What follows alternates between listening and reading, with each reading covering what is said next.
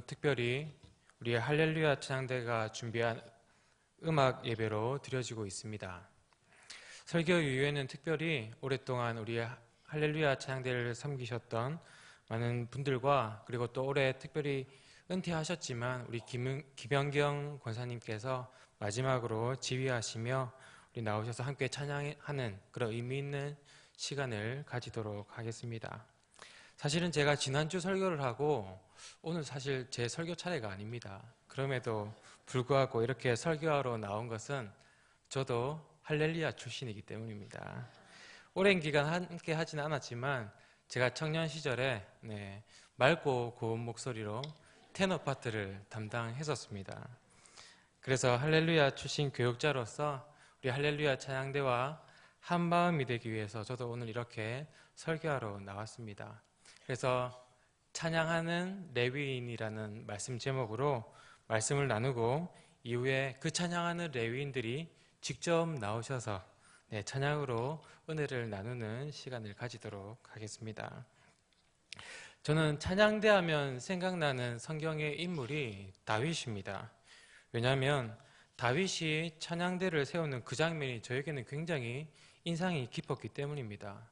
오늘 본문 4절 말씀을 우리 함께 읽도록 하겠습니다. 또 레위 사람을 세워 여호와의 궤 앞에서 섬기며 이스라엘 하나님 여호와를 칭송하고 감사하며 찬양하게 하였으니 아멘. 다윗이 찬양하는 레위인들, 즉 찬양대를 세우는 장면입니다. 그런데 여기는 나오지 않지만 역대상 25장에 보면 그 찬양대의 규모가 나오는데 그 지휘자들을 세우고 또 악기를 다루는 자들을 세우고 또 찬송을 맡은 레위인들을 세웠는데 그 수가 288명이나 되었습니다. 다윗은 이 찬양대에 아주 많은 인력을 투입한 것이죠. 그런데 이렇게 다윗이 찬양대를 세운 것은 하나님께 아주 깊은 의미가 있는 행동이었습니다. 그 찬양대가 하나님께 어떤 의미였냐면 그 당시 이스라엘 백성들이 이제는 사무엘과 같은 그런 선지자가 나라를 다스리는 것보다 왕을 세워주면 더 좋겠다고 여러 번 요구를 했었죠. 그래서 사울 왕이 세워졌습니다. 사실은 그때 하나님이 많이 섭섭해 하셨습니다. 왜냐하면 하나님이 이스라엘의 왕이신데 하나님께 왕을 또 세워달라고 했기 때문이죠. 사무엘상 8장 7절에 보면 그때 하나님께서 사무엘에게 이렇게 말씀을 하십니다. 여호와께서 사무엘에게 이르시되 백성이 내게 한 말을 다 들으라. 이는 그들이 너를 버림이 아니요 나를 버려 자기들의 왕이 되지 못하게 함이니라. 그들이 나를 버려 자기들의 왕이 되지 못하게 함이니라. 하나님께서 섭섭한 이 말투가 여기 배어 있는 것이죠. 그런데 그렇게 첫 번째 왕으로 세워진 사울이 왕이 되어서 전쟁에서 승리하고 공적을 쌓아서 한 것이 뭐냐면 사무엘상 15장 12절에 보면 자기를 위하여 기념비를 세우고 사울 왕에게 하나님은 안중에도 없었습니다. 자기가 왕이 되고 그 왕을 유지하는 것에만 온통 관심이 있었기 때문입니다. 그런데 사울 왕과 대비되는 다윗이 이스라엘의 왕이 되자마자 한 것이 무엇인 줄 아십니까? 하나님의 임재를 상징하는 언약궤를 다윗성으로 가져오는 것이었습니다. 그 언약궤를 정성스럽게 성에 가지고 와서 다윗은 그것을 위하여 그곳에 장막을 쳤습니다. 그리고 그때 세운 것이 바로 이 찬양대입니다. 그런데 이 찬양대를 세울 때 아무나 그냥 세우지 않고 완전히 헌신할 수 있는 레위인들을 세웠습니다. 그냥 한순간 잠깐 찬양했다가 해체되는 그런 찬양대가 아니라 체계적으로 또 조직적으로 후임을 교육하고 양성해서 계속적으로 운영될 수 있는 그런 찬양대를 세웠다는 것입니다. 그리고 그들을 통해서 그 다윗의 장막에 찬양이 끊이지 않게 만들었습니다. 그래서 다윗은 언제나 그 언약궤 앞에 나가서 그 찬양대가 부르는 그 찬양 속에서 하나님께 기도로 나아가곤 했던 것이죠. 이것이 하나님께 어떤 의미로 다가오겠습니까?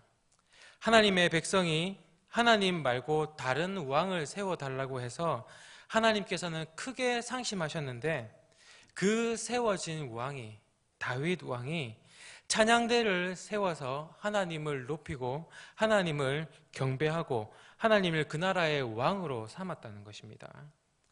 다윗이 세운 이 찬양대가 온 이스라엘 백성들에게 메시지를 던져주고 있는 것입니다. 이 나라의 왕은 오직 한 분, 여호와 하나님이시다. 그분을 경배하라. 그래서 그 나라를 하나님께서 다스리시는 하나님 나라로 만든 것입니다. 그 찬양대를 통해서. 오늘날에 우리의 예배 중에 찬양대가 있는 것도 또 이렇게 할렐루야 찬양대, 또 뿐만 아니라 임마누엘 찬양대, 로이 앙상블, 또 한울 찬양단, 한엘 찬양단, 이렇게 찬양하는 레위인들이 세워진 것도 이러한 이유 때문입니다. 우리의 왕이신 예수 그리스도를 찬양하라. 한 주간 동안 우리의 삶 속에서 나도 모르게 내 마음대로 살아가다가, 아니면 세상에게 내 삶의 왕의 자리를 내어주고 살아가다가 예배에 와서 우리가 처음으로 듣게 되는 것이 바로 찬양대의 찬양소리입니다. 왕 대신 주님을 높이는 그런 찬양소리를 우리가 듣게 된다는 것입니다. 그 순간 우리의 마음이 어떻게 됩니까? 내가 뭔가 받아야 하는 예배가 아니라 나의 예배를 받으시는 왕 대신 하나님을 내가 인식하고, 또 내가 나를 내려놓고 경건한 마음을 가지게 됩니다. 하나님 나라가 나의 마음속에 침노하기 시작하는 것이죠. 이 역할을 위해서 우리 찬양대가 존재하는 것입니다. 그래서 앞으로 찬양대의 찬양을 들을 때마다 이것을 꼭 기억하시기 바랍니다. 오직 주님만 나의 왕이십니다. 오직 주님만 나를 다스려 주시옵소서. 이것을 기억하고 고백하며 그렇게 예배를 올려드리는 저와 여러분들이 되시기를 간절히 바랍니다.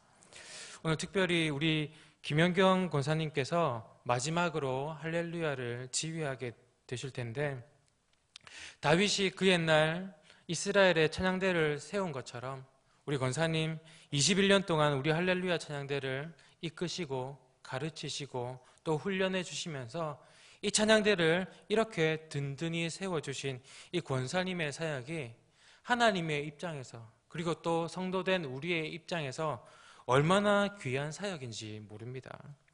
이 시간 할렐루야 찬양대가 이제 나와서 우리 찬양을 할 텐데, 하나님 이 김연경 권사님을 통해서 우리 찬양대를 든든히 세워주시고 또 찬양하는 레위인들을 이렇게 세워주셔서 왕 대신 주님을 찬양할 수 있게 하심을 감사드립니다.